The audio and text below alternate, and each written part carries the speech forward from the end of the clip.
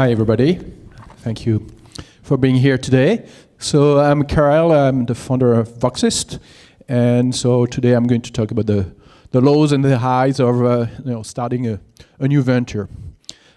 So for some of you who don't know me, I go briefly on that side. So who am I?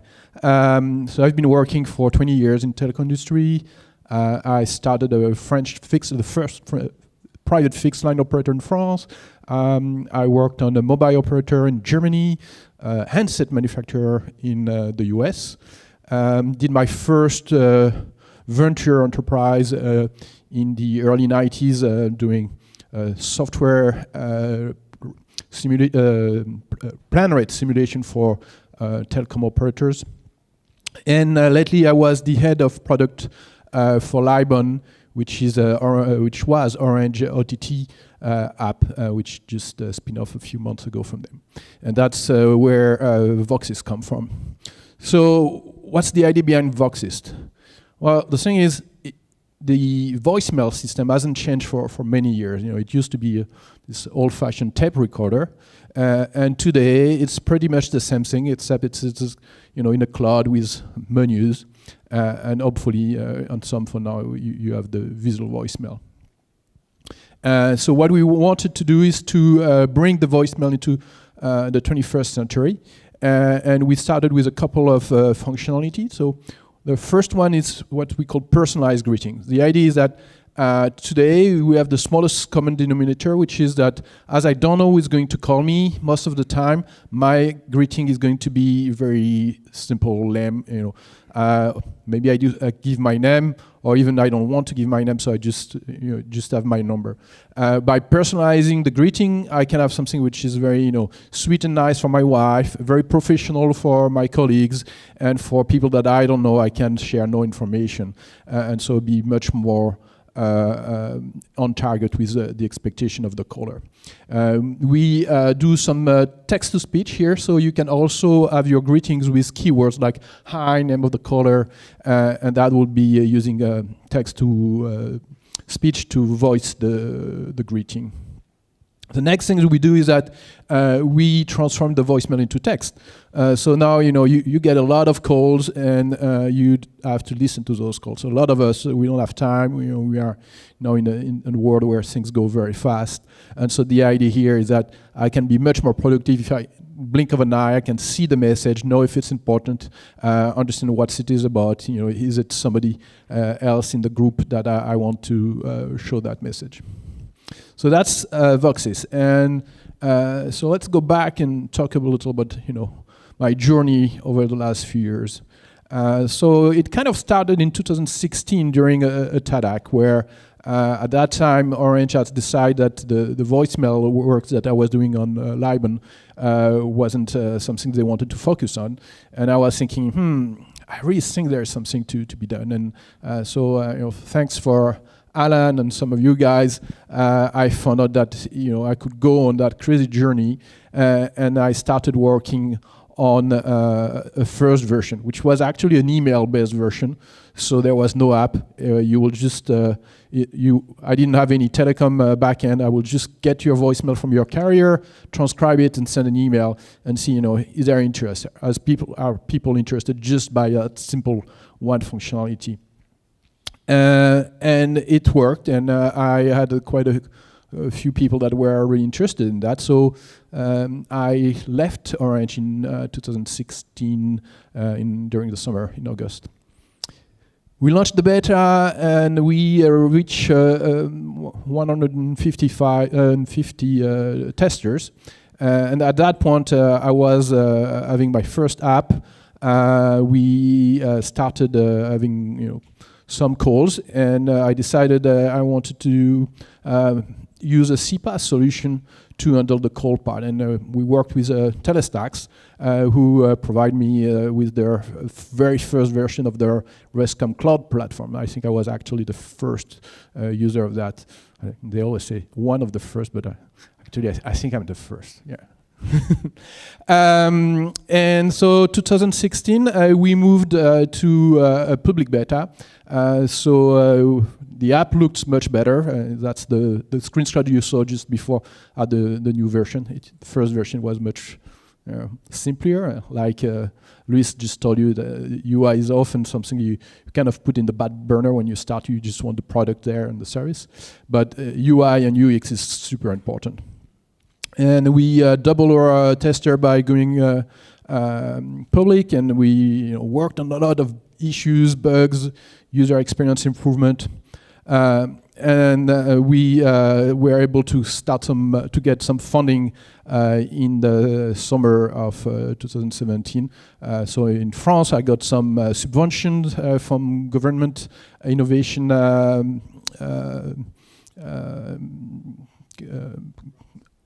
The French government helping innovation, so, and some loans also. So I got my almost 200K to keep the thing going, because until now that was just on my own money funding. And so on October last year, actually, just around the last TEDx, we started working with Telestax and VoIP Innovation to look at a way of distributing Voxist using marketplace on top of CPaaS. And that's a discussion that has been started a year ago, and as you just saw earlier, that's only something that we are now putting onto the market. So it took some time for us to figure out how to build that. I think the demo from Evan was really interesting. As you can see now, the user experience for the customer is quite smooth and transparent. So we are quite happy and looking forward to see how that's going to play out in the market. So 2018. So finally, in January of this year, we commercially launched in France only on the Android and the Apple app stores. We kind of doubled our user base in a couple of weeks, and we generated our first revenue. So at that point, we moved to something which is still a freemium model. So you can get the app for free on the store, but you have limitation of the number of personalization you can get and the number of transcription you can get. And then we sell subscriptions for if you want more volume. So if you are an EV user. In May of this year, I got some of my first private investor, business angel as we call them. We were part of a couple of events in Europe, Digital K, Founder X, and starting networking a little more, kind of getting my head out of the operation and the building the product and trying to figure out, okay, now the product is there, so how do we push it into the market? So now we have around 2,000 monthly active user. So it's grown a lot, but it's still small. And we started having our first B2B contract in September, as we kind of pivoted a little over the summer in terms of business model, and that's something I'm going to discuss a little more about later on. So, what are the learning over that journey? And I think I've been learning things. Maybe not every day, but every week almost. Mistakes that I made. So one thing that I think that's very interesting for people that are starting a new business is the business model. So how are you going to make money? So I had a clear idea when I started, and I was very happy because my idea was right. I have a ratio between my cost of acquisition and the lifetime value of my customer, which make it worthwhile. So on Excel, I'm going to make money. So that's Excel. In real life, it doesn't mean you are making to have a working business model. And one of the reasons for that is that, as you can hear from my accent, for those who don't know, I'm French. And the funding in France, well, it's not really like California. So the seed stage, in particular, is pretty difficult. I think the ratio is like per capita in terms of seeding, it's 1,000 times less than in the US. It's kind of like in terms of the number of business angels is 100 times less, and then the amount that they put is like 10 times less. So it's globally it's like 1,000 times less per capita.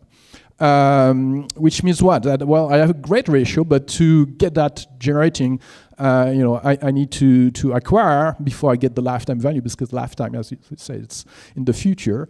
And so I needed a lot of capital if I wanted to market and get the kind of growth that I want, which isn't working. So the distribution model. I started with the app stores, and so if you're not familiar with ASO, that's application store optimization, which is kind of how do you get your app to be known on the app stores. And it's something that I didn't know before I started, but we managed to be #1 on the app store in France for the keyword voicemail, répondeur in French.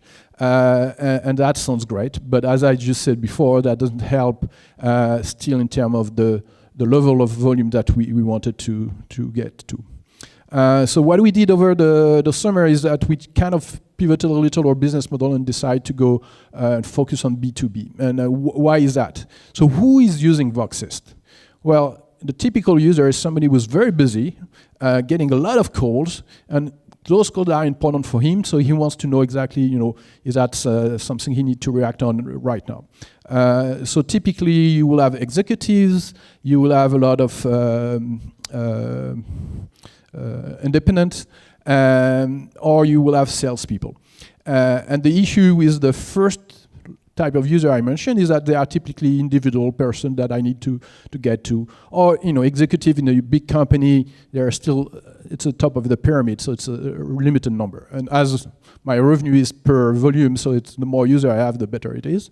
It wasn't really a fit for this new approach. It was more what we were trying with the App Store. So what we decided is to go for sales forces. So one of my clients right now is a company who's selling hybrid ovens. So they are selling ovens for restaurants. And the sales force is on the road all day, and when they are not on the road, they are in meetings. And with the new laws now in terms of making calls, they are not allowed to take calls when they are in their car. So those people are receiving between 150 to 300 voicemail per month. So that's a great fit for me. And by targeting one company, I can get 100 of those. So it's in terms of volume much better. So that's the kind of approach that we've been doing since a few weeks, and it's working quite interestingly. And the next thing is, is the marketplace. So that's, I think, where there is really a great new opportunity for us. So you've seen that earlier. It's kind of what we discussed is that we had a CPaaS platform that have been emerging over the last few years. And what we expect is that we can provide Voxist as a value-added services to a lot of those CPaaS. We started with the two great companies that I mentioned earlier, but I think there are plenty of other opportunities for us, and that will allow us to have a marketing strategy which is fit much better for our size and our means at the present time. So that's it for where we are today. So what's next?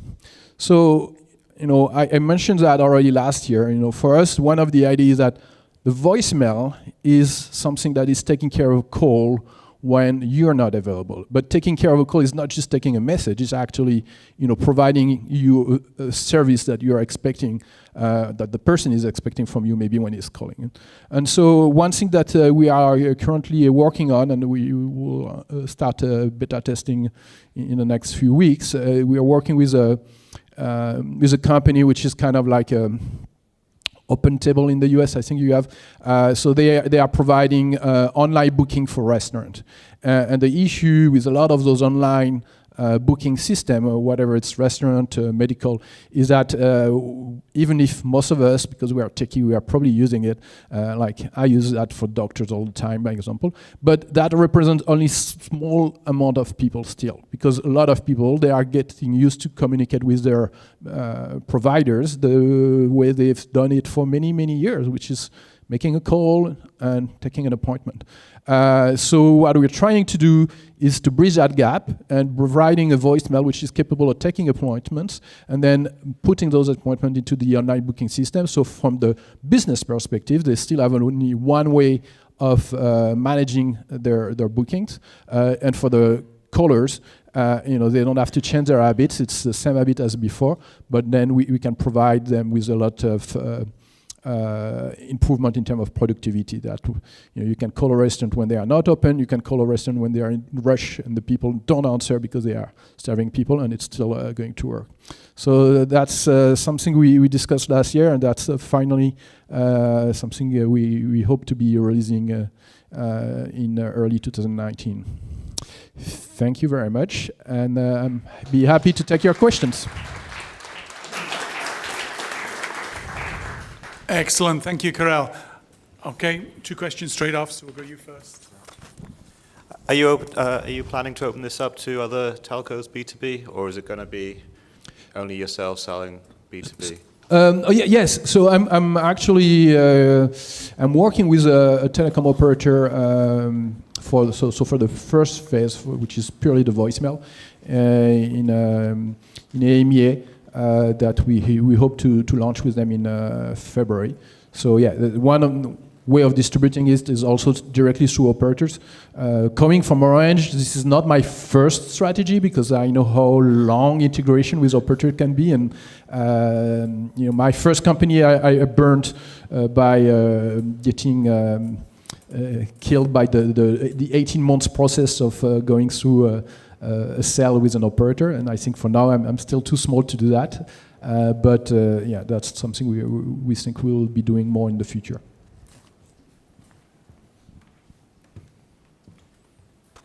Hi, thanks for that. In your journey, have you generated any intellectual property, and have you managed that? So the one part which is patented is the automatic personalization, so the text-to-speech part that I discussed. That was a patent by my team when I was at Orange. And so I have the exclusive license on that patent outside of Orange now. On the rest, we have some things that we might be patenting, but it's not yet, as many startups, the cost of the lawyers and all the process. So we put that on the back burner for now. Okay, again, Karel, thank you so much Thank for you excellent presentation.